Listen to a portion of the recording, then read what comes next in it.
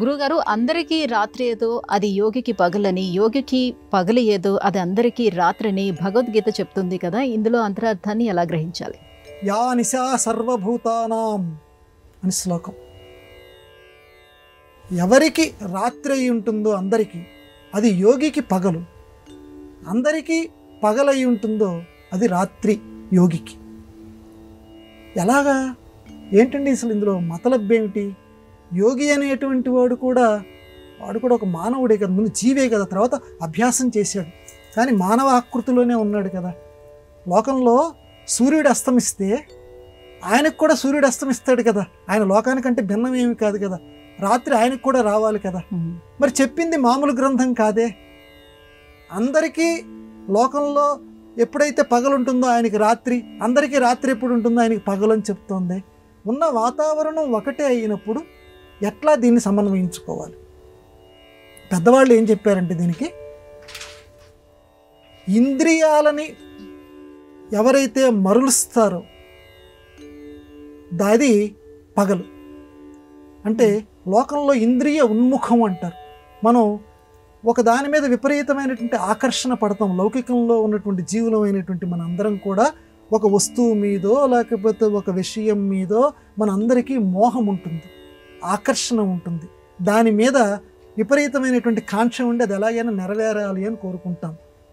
మనం విస్తరిస్తాం ఆ వస్తువు దగ్గరికి.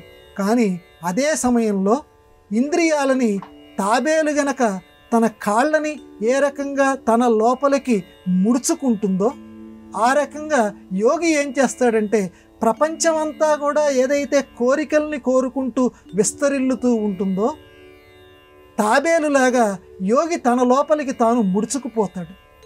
అంటే వాళ్ళందరికీ పగలు ఏదైతే ఉందో ఆయనకి అది రాత్రి అవుతుంది. అంటే ఇంద్రియాలన్నీ కూడా వాళ్ళు కావాలని చెప్పి, ఆ ఇంద్రియ ప్రవృత్తి కావాలని చెప్పి, ఆ ఆకర్షణలు కావాలని చెప్పి అందరూ తాపత్రయపడుతుంటే యోగి వాటికి గురి కాకుండా నిరీహుడిగా, అంటే ఎటువంటి ఆకర్షణలకి లొంగకుండా ఉంటాడు.